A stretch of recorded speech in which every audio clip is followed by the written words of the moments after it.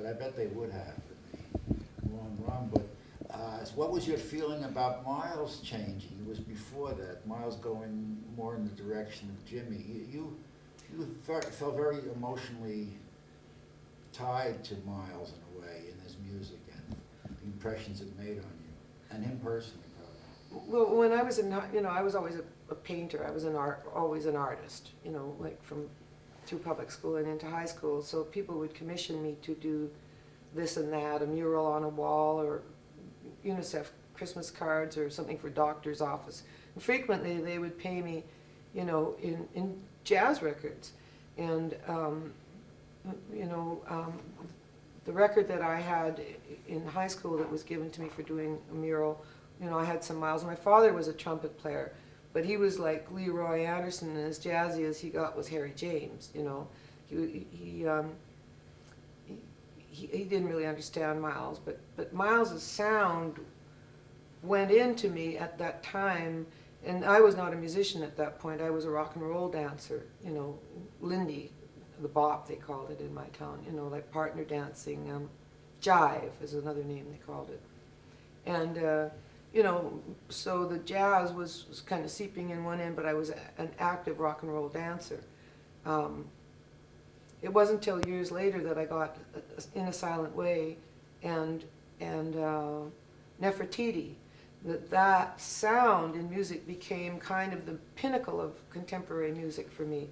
It seemed so far away from where I was. It wasn't even a direction that I actively pursued, but it seeped in, and eventually, I did come to play with Wayne and most of the band. Tony Williams also, although it didn't come out released on record. We did many sessions on the Mingus record, but I always had the band that I wanted in mind. But I was compromised because I was really writing Charles's epitaph, and Charles would suggest players. So since it was a collaboration, I'd run his players, but they were disappointing to me. To me, they weren't at the vanguard of jazz in my mind. But Charles was prejudiced against electric music, and was quite annoyed actually when I put Jocko on electric bass. Even though every bass player that he suggested to me that disappointed me, he knew exactly why.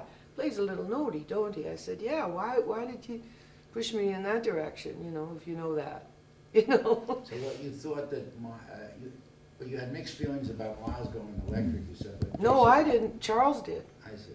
No, that music was the pinnacle for me of what was happening musically. But it was like, but it was out of reach. It was like divine to me. It was like amazing to me, So by the time, but I didn't consciously set out to go in that direction. I just slow and steady Aesop's turtle kind of turtled my way along. And then suddenly Mingus sent for me when he was dying to collaborate with him. And in the process, he suggested bands, a lot of different bands, and I tried them. But we had to be. I'd never collaborated really with anyone. I'm a benign dictator. I've been pure to my art and followed it in the direction that I want. But I wanted to please Charles, and we were very simpatico in certain ways. The point we differed on was electronic music.